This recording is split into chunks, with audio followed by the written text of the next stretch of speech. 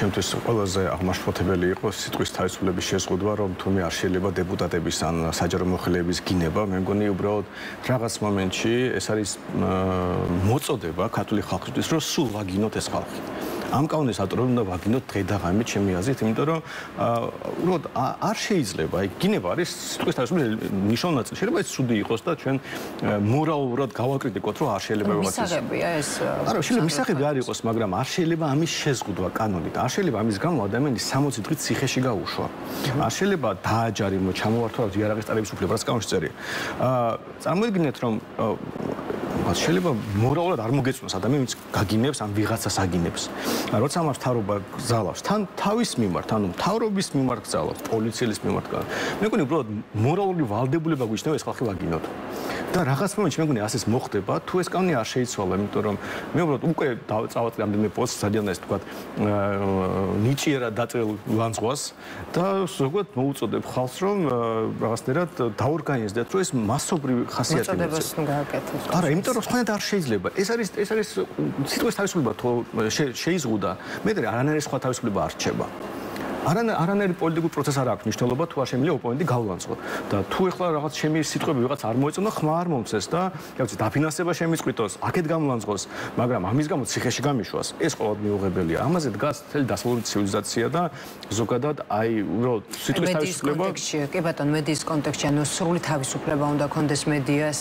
შეიძლება დავსაჯოთ ეს ადამიანი რაღაც სხვა გზით. აი მაგალითად მე შეიძლება მეგობარს ვეჩხუბო, იმიტომ რომ ცუდად მოიქცა ეს ადამიანი, მაგრამ იმიტომ რომ ცუდად მოიქცა, ამიტომ ციხეში ხარ უშვებთ. უამრავი ცუდი ქცევა არსებობს, რომელიც ზოგადად შეიძლება არ იყოს მისასალმებელი და ჩვენ რაღაცნაირად მოგვინდეს ამის შეზღუდვა ადამიანურ დონეზე, მორალურ ეთიკურ საკითხი. მაგრამ აი ეს არ შეიძლება შეზღუდოთ კანონით.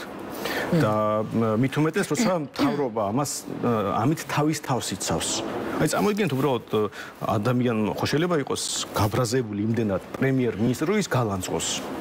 აი ეს ხო მისია აბსოლუტური უფლებაა. დეპუტატი, პოლიციელი, რა ღირსება აქვს ამ ადამიანებს, რომ ვიცოდით ამასთან. კი, და ამიტომ ზოგადად იმედია, რომ ეს როგორც კი კანონი უკვე მიიღეს ფაქტობრივად ამოქმედებულია, როგორც კი ეს რაღაცნაირად პრაქტიკაში დაინერგება, შეიძლება უფრო ადრეც არ დაველოდოთ ამას, ხალხი სპეციალურად იქეთ გააკეთებს, რომ ამის კანონი გაუქმოთ, ან საბოლოო ჯამში გაუქმოთ ამ კანონს. თქვენი პოზიციის მოსმენა, ხელისუფლების წარმომადგენლები ამბობენ, რომ გამჭვირვალობის შესახებ კანონი გაუქმდება ფარას მიღების შემთხვევაში და რომ ის იქნება ზუსტი ანალოგი ამერიკული ფარას. ნუ როგორც მინიმუმ ამ ისტორიაში კარგი ის არის, რომ აქამდე რომ აფიქრებდნენ, რომ ეს ამერიკული კანონი, აღმოჩნდა, რომ ეს ამერიკული აღარ არის. იმიტომ რომ ესე ეხლა იღებენ ამერიკულ კანონს.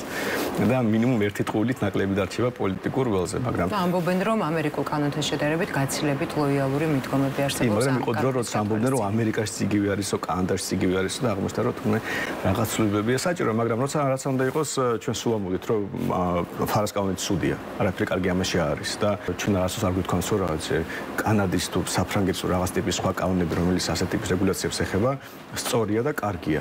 მით უმეტეს რეგულაციებთან დაკავშირებით ზოგადად არა მარტო, მაგრამ მე პრობლემა ფარას კანონის არის ის, რომ ფარა საბოლოო ჯამში მათ შორის ეხება ისეთ აქტივობას, რომელიც ჩვენ ყოველში აკრძალულია.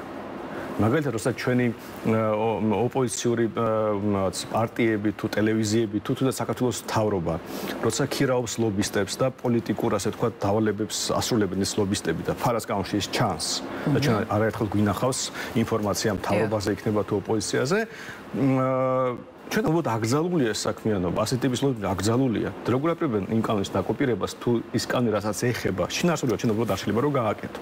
და ზოგადად ბევრი კითხვებია, მაგრამ თუ ლობიზმს დაუშვებენ, როგორც ამერიკაშია, ნუ მინიმუმ ამ ნაწილში სწორი იქნება. მაგრამ მე არ მაქვს იმის მოლოდინო, რომ სიამდვილეში ამერიკულ წესრიგს გადმოიღებენ. უბრალოდ რა ვიცი, სიტყვას თქვათ იქნება მსგავსი კანონი, მაგრამ ობიექტი, რომელსაც მიემართება ეს კანონი, იქნება განსხვავებული მაინც. აქედან გამომდინარე, არანაირი რაღაც გაუმჯობესებას მე არ ველოდები, მაგრამ პრინციპის დონეზე ფარას კანონი ცუდია. ამერიკაში მე რო ყოფილიყავი, ხა ტრამპის ადგილზე იმასაც გავაუქმებ.